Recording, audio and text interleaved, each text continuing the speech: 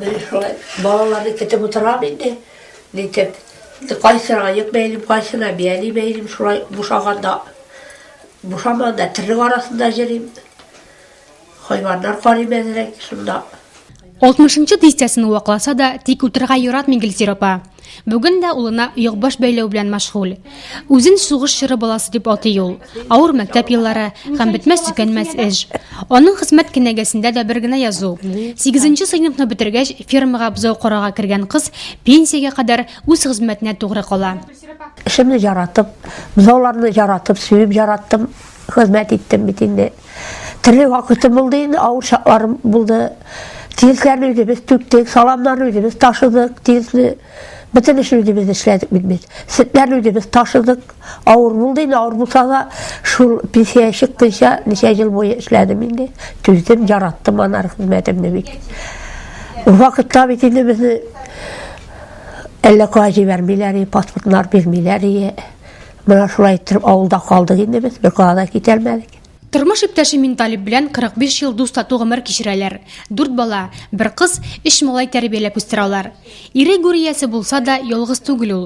Балаларына хөрмәтләни булса, 8 оныкка яраткан зур ани булып гомер кичерә. Әни безнең нәрсә, ул без кичкенәдән беләбез, ул фирмада иде инде. Безне үстерде Аллага шөкер, кеше итте. Менә барыбыз да һәр исән-сау эшләп йөрибез. Балалар үстерәбез.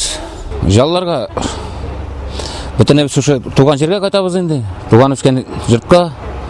Әни шатланып мунчалар жагып, тәмле ризыклар пешереп, безне каршы ала, озатып җибәрә. Аларга Алланың бик зур рәхмәтләре жаусын. Гөлсир апаның орден медальләре бихисап. Кайчан бирелгәнен хәтерләмәсә дә, нәрсә өчен икәнен яхшы белә ул. 45 ел фидакар хезмәте өчен. Президент белән очрашуда беренче генә тапкыр түгел икән инде. Хезмәтемнең кадерен белделәр инде. Җитәкчеләргә бик рәхмәт.